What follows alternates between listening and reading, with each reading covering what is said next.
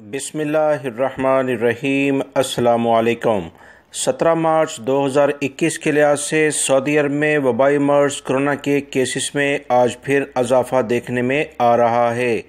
393 یعنی 393 افراد سعودی عرب میں وبائی مرض کرونا میں مبتلا ہو گئے ہیں، جبکہ 231 افراد یعنی 231 صحتیاب ہو کے اپنے گھروں کو بھی روانہ ہو گئے ہیں اور 7 افراد انتقال بھی کر گئے ہیں۔ انا للہ و انا الیہ راجعون۔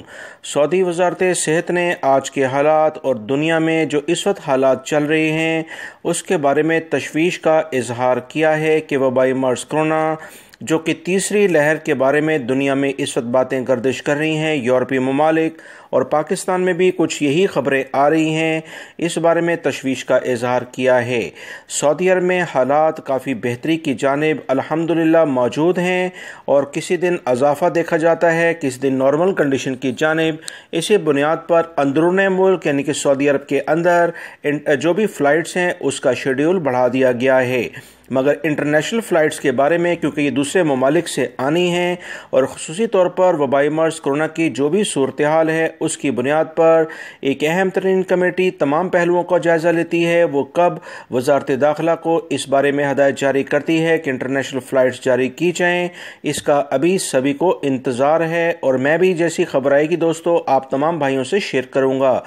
ریاض ریجن کے بارے میں سعودی وزارت صحت نے بتایا کہ 144 یعنی 144 افراد متاثر ہوئے ہیں۔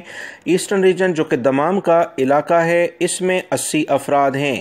مکہ المکرمہ ریجن جو کہ جدہ بھی شامل ہے 70 ہیں۔